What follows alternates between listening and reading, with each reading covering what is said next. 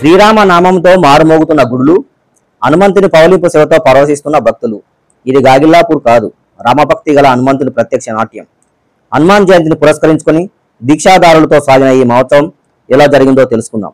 బిజ్జంకి మండలం గాగిల్లాపూర్ గ్రామంలో హనుమాన్ జయంతి సందర్భంగా ఘనంగా ఏర్పాట్లు జరిగాయి.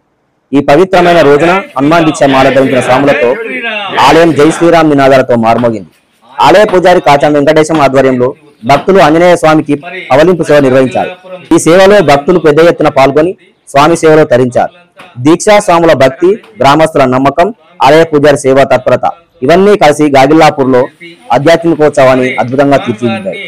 జయంతోత్సవంలో భాగంగా పవలింపు సేవ ఇందాక స్వాములంతా కలిసి మన స్వాములు దీక్షా స్వాములు కావచ్చు, ఊళ్ళో ఉన్న పురజనులంతా వచ్చేసి స్వామివారికి బ్రహ్మాండంగా పవలింపు సేవ చేయడం జరిగింది. భగవంతునికి ఉత్సవం చేయడానికి ఇది ఎంత భగవంతునికి చేసే ఉత్సవం అంతా లోక కళ్యాణం కొరకే మనకు మేలు జరిగే భగవంతుని యొక్క ఉత్సవం చేయడం.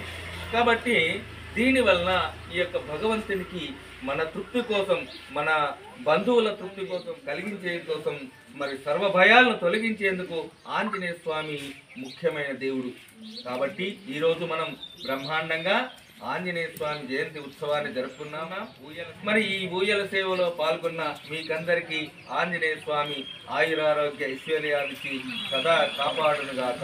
లోకా సమస్త జై శ్రీరామ్, జై శ్రీరామ్.